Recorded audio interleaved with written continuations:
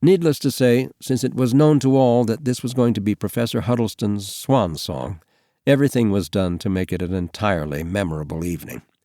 Our incoming trustee, Professor Howland, whose best-known book was on the history of courtly love, which was such an important element of the code of chivalry of medieval Europe, was also in attendance.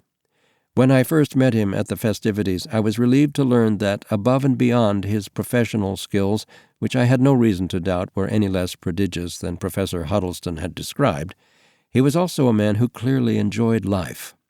Howland's girth rendered him a suspender man, and his infectious laugh gathered the young scholars around him as if he were the Pied Piper.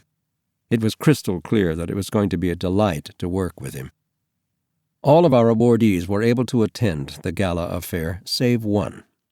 This single past grant recipient who had to miss the evening did so only because she had given birth to her first child only about 3 days before our convocation.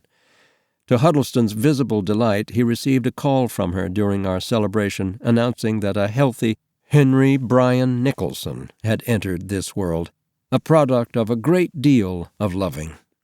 The professor clearly was moved by the choice of first name.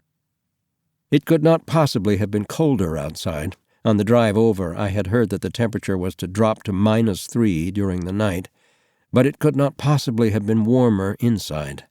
This contrast between the bitter cold winter weather and the evening's celebration of love was so stark that I thought about it throughout the evening. I certainly had never attended an event that was more centered on love. Each and every person in the room was a scholar of the subject, except for yours truly, local attorney. And, of course, on top of their shared academic area of expertise, all of the young scholars also had in common that they were beneficiaries of the generosity and munificence of Professor Huddleston. As you might imagine, if I've been at all able to give you a flavor of the man, Professor Huddleston wasn't at all hard to like, even to love.